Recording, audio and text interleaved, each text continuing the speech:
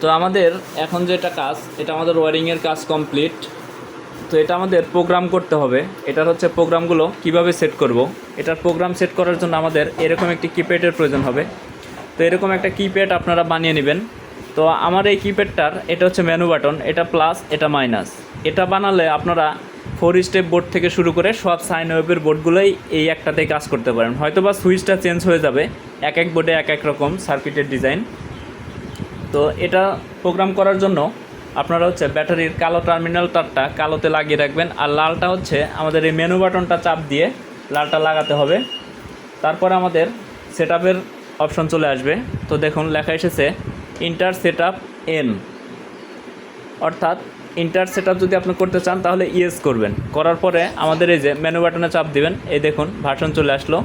আমি ইনশাল্লাহ দেখানোর চেষ্টা করব। তারপরে আমাদের প্রথমে চলে এসেছে ক্যালিব্রেশন। তো আমাদের এটা যেটা করতে হবে, নো লোড সেট করে, এই যে নো লোড সেট হয়ে গেছে, অর্থাৎ আমরা এটা কোনো লোডই যাতে না থাকে সেটাকে 0 করে নিয়ে এরপর আমাদের যেতে হবে প্যারামিটারসে। তো যদিও আমার এটা সব সেট করা আছে প্যারামিটারসে, এখানে দেখুন ব্যাটারি লো।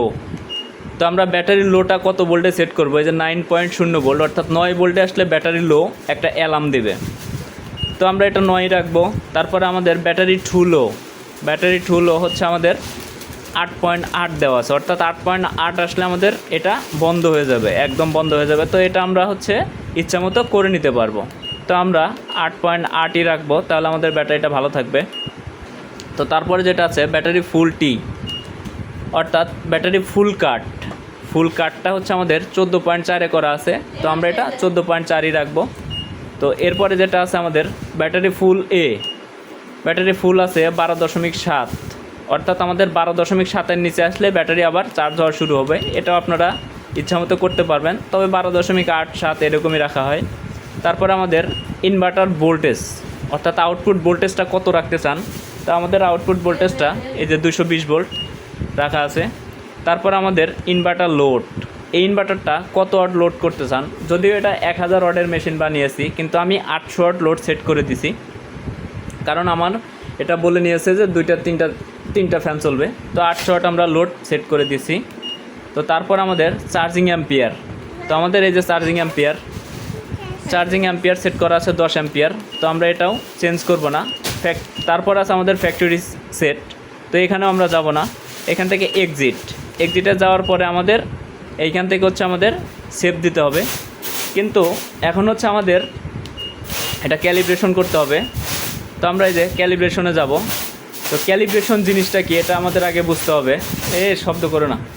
তো এইখান থেকে আমাদের এই ক্যালিব্রেশনের জায়গাতেই যে আমরা মিস্টেক করি, ক্যালিব্রেশনের জায়গাটা হচ্ছে, ক্যালিব্রেশন বলতে কি বোঝানো হয়েছে সেটা আগে আমাদের বুঝতে হবে। আমাদের অ্যাকচুয়াল যে জিনিসটা আমরা পাবো সেটাই হচ্ছে ওকে আইডেন্টিফাই করে দিতে হবে। তো এইখানে হচ্ছে প্রথমে আমারও মিস্টেক হইতো। তো এইখান থেকে আমাদের অ্যাকচুয়াল যেটা আছে সেটা আমাদের ওকে হচ্ছে দিয়ে দিতে হবে। তো আমি যদি মিটারটা এখানে রাখি, তো এই মিটারটা এইখানে রেখে নিলাম, দেখা যাচ্ছে কি না।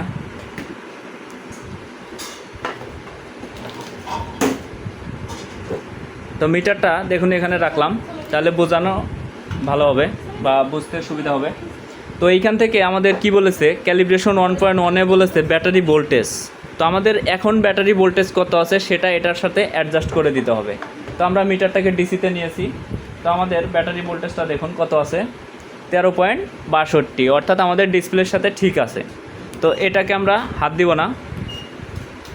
তারপর আছে এসি আউটপুট। তো আমাদের এখন এসি আউটপুট ভোল্টেজটা কত দিচ্ছে সেটা আমাদের দেখতে হবে। যদি এর সামঞ্জস্য থাকে তাহলে হচ্ছে আমরা চেঞ্জ করব না। দেখুন 217 ভোল্ট, তো আমাদের ওইখানে হচ্ছে 212 ভোল্ট দেখাচ্ছে। তো আমরা এটাকে বাড়িয়ে 217 ভোল্টে নিয়ে এটাকে সেট করে দেব। এই যে 217.6, এটাকে 217.6 সেট করে দিলাম। তারপরে ইনভার্টার লোড। তো এইবার আমাদের ইনভার্টারটাকে লোড দিতে হবে। তো আমরা কত ওয়াট লোড দিব সেটাই ওকে বুঝিয়ে দিতে হবে।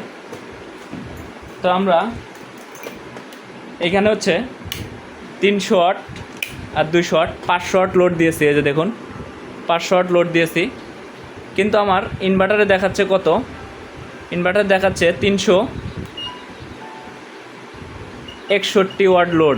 তো এটাকে বাড়িয়ে আমাদের 500 ওয়াটে সেট করে দিতে হবে, তাহলে হচ্ছে পরবর্তীতে আপনি যে লোডটা দিবেন অ্যাকচুয়াল দেখাবে। তো আমরা এটাকে এই যে 500 ওয়াটে সেট করে দিব। 400 ওয়াট হয়েছে, তো আস্তে আস্তে আস্তে আস্তে বাড়িয়ে একদম যে লোডটা দিয়েছেন ঠিক সেই লোডটাই সেট করে দিবেন, তাহলে পরবর্তীতে ওভারলোড হওয়ার কোনো চান্স থাকবে না। তো আমরা এই যে 500 ওয়াট লোড দিয়েছি, তারপর আমাদের এসি ইনপুট। তো এইবার আমাদের এই প্লাগটাকে অর্থাৎ আইপিএসের যে চার্জিং প্লাগ এটাকে ইনপুট করতে হবে। তো এটাকে আমরা ইনপুট লাইনে লাগাবো। তো এই যে আমরা ইনপুট লাইনে লাগিয়ে ভোল্টেজ কত আসে সেটা আমাদের দেখতে হবে। এইবার আমাদের মেইন ইনপুট লাইন কত আছে সেটাকে এসিতে মেপে নিতে হবে। তো দেখুন আমাদের মেইন ইনপুট লাইন আছে 225 ভোল্ট, তো আমাদের দেখাচ্ছে 219 ভোল্ট।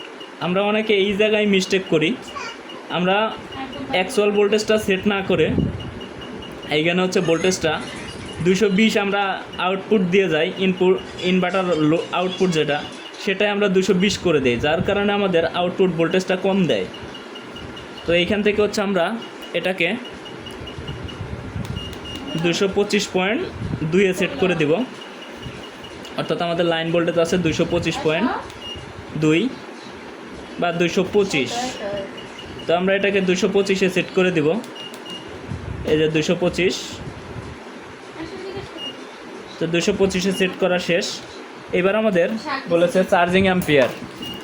তো আমাদের চার্জিং অ্যাম্পিয়ারটা এখন আমাদের আউটপুট হচ্ছে একটা, অর্থাৎ ডিসিতে একটা অ্যাম্পিয়ার মিটার লাগাবো। তো এই দেখুন, কিন্তু এখানে কিন্তু অ্যাম্পিয়ার দেখাচ্ছে না, আমার ডিসপ্লেতে দেখাচ্ছে 10 অ্যাম্পিয়ার। তো এইখান থেকে হচ্ছে আপনারা প্লাস বাটনটা চাপ দিয়ে, এই যে প্লাস বাটনটা চাপ দিয়ে ধরবেন, এইখানে 10 অ্যাম্পিয়ার সেট করে দিবেন, তাহলে হচ্ছে পরবর্তীতেও 10 অ্যাম্পিয়ারে চার্জ হবে। তো এইখান থেকে আমরা 10 অ্যাম্পিয়ারে চার্জিংটাও সেট করে দিলাম। এই যে 10 অ্যাম্পিয়ারে চার্জিংটা সেট করে দিলাম। এবার চার্জিং সেটের কাজ শেষ। তো এইবার যেটা আছে এইখান থেকে এক্সিট দিবেন এবং সবার শেষে আস্তে আস্তে যাবেন, যাওয়ার পরে এই যে দেখুন ডান, এইখানে যে ওকে বাটনে চাপ দিবেন, তাহলে আমাদের সেটিং কমপ্লিট। তো এইখান থেকে আমাদের এখন সেটিং কমপ্লিট। তো আমাদের সব কিছু এইখানে শো করতেছে, দেখুন AC input voltage, charge of, digital home UPS আমরা একটা নাম দিয়েছি। তো আশা করি বুঝতে পেরেছেন এই যে আমাদের চার্জিং হচ্ছে 10 অ্যাম্পিয়ার হারে। তো এইবার আমরা আমাদের যে কাজটা আছে শুধু হচ্ছে আমাদের আইপিএস এবং ইউপিএসের সুইচের যে কানেকশন, সেই কানেকশনটা আমরা লাগালেই ইনশাল্লাহ আইপিএসটা ওকে।